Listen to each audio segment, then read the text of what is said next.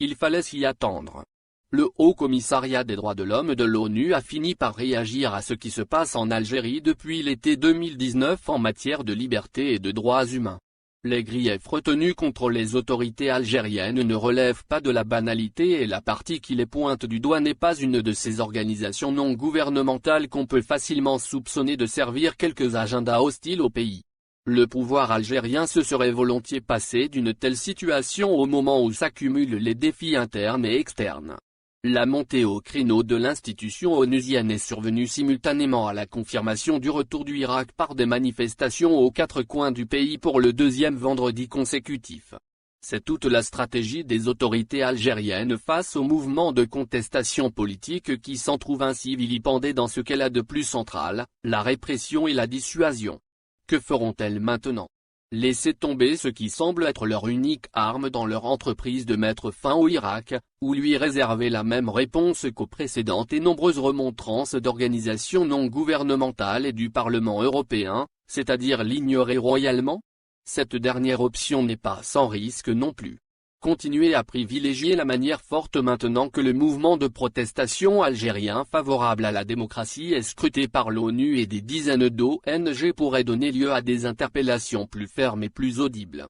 Ce que l'Algérie, en tant qu'État, ne peut se permettre dans cette conjoncture précise. C'est de sa crédibilité d'abord que dépendra le poids de sa diplomatie dans les dossiers régionaux et bilatéraux sur lesquels elle est appelée à s'exprimer et à peser. La règle est simple et vieille comme la diplomatie, il n'est pas très confortable de défendre ailleurs un principe qu'on bafoue devant sa porte. L'Algérie pouvait bien voir venir une telle mise au pilori et anticiper les retombées de sa politique interne dans un monde qui, selon toute vraisemblance, offre une nouvelle réalité depuis la fin du mandat de Donald Trump comme président des États-Unis. Cela est au moins valable pour le Moyen-Orient. Sans être un modèle à conseiller, l'Égypte de Sisi, après 4 ans d'obstination, a remis en liberté le journaliste d'Al Jazeera Mahmoud Hussein dès qu'elle a compris que Joe Biden sera moins permissif sur les atteintes aux droits de l'homme que son prédécesseur. C'était mieux que d'avoir à le faire sur une injonction publique venant de l'étranger. Les autorités algériennes pouvaient ne pas en arriver là si elles avaient emprunté une autre voie que celle de la confrontation avec un mouvement pacifique qui ne demande qu'un changement en douce du système de gouvernance. Non seulement elles n'ont pas fait une once de concession sur les questions politiques soulevées, mais un recul notable est constaté sur quelques acquis démocratiques qui ont traversé presque indemnes le long règne de Bouteflika. Difficile de contester la régression en matière de liberté quand on a arrêté et condamné des dizaines de jeunes pour avoir manifesté ou posté quelques mots sur les réseaux sociaux, emprisonné des journalistes pour avoir fait leur travail, quand on a bloqué des journaux électroniques en dehors de tout cadre légal.